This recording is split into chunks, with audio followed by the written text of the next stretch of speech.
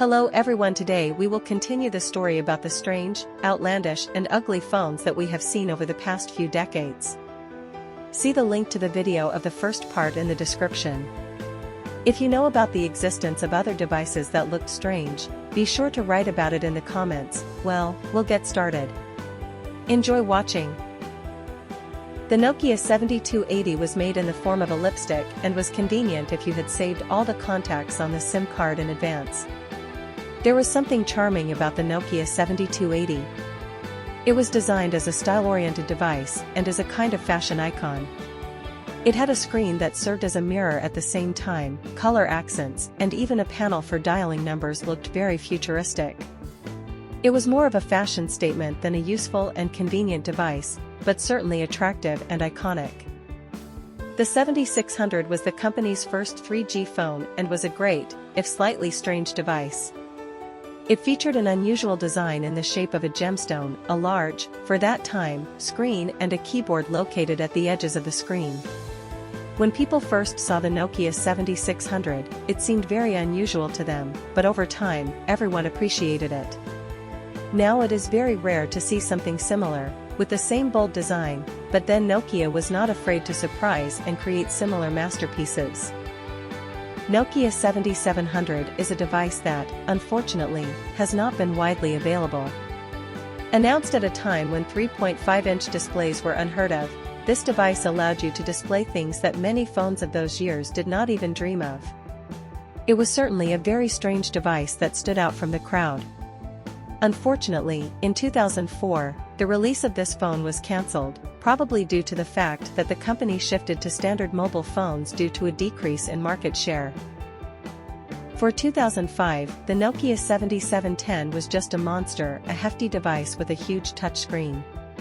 It was great for gaming and was a great device for work. Unfortunately, it lacked speed and lacked 3G support, but otherwise it was an excellent, albeit extremely unusual phone. In 2006, Nokia released the Nokia N93 model. This device was primarily focused on shooting video. It had a 2.4-inch QVGA display, a 3.2-megapixel camera with Carl Zeiss optics, and the ability to record video. Nokia, in its N93 model, predicted the future, since all modern devices have more advanced video and photo shooting capabilities. Moreover, for many consumers, this is a key feature of the phone. Samsung Juke was one of the phones that functioned as a music player.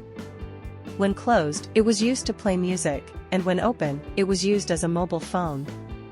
It was a compact, well-made, and easy-to-use phone. However, it was not as functional as other phones of the time, and some found it not interesting enough, so sales were very modest. Samsung Matrix was released in 2003 as a limited series, to coincide with the release of the film trilogy. By design, it resembled the phone used in the movie Rebooting the Matrix, and was conceived primarily as a collectible, rather than an everyday smartphone. Therefore, it did not have extensive functionality. It did not have the ability to listen to MP3, play videos, or even a web browser. Nowadays, you can get around some for it on auction sites. It was a phone that could be worn on the wrist.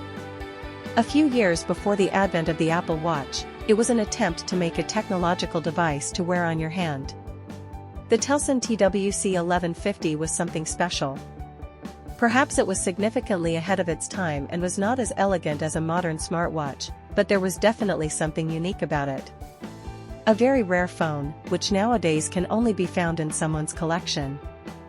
Toshiba is not associated with the manufacturer of mobile phones today, although previously it was possible to meet many interesting models from this manufacturer.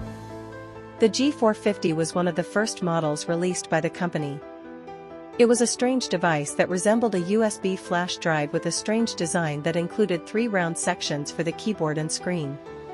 It was an interesting concept, but it lacked much of what one would expect from a mobile phone of those years, including a camera or a decent screen. The Motorola V70 had a recognizable design and was another phone that was considered fashionable rather than functional at the time. In addition to an interesting appearance, it had a turntable with a neon-illuminated keyboard and interchangeable frames, as well as a WAP browser, GPRS support and voice dialing. Otherwise, it was an ordinary phone of its time.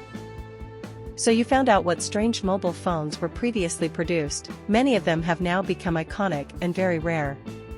If you liked the video, please like it, write comments, and subscribe to the channel so that you don't miss the new video.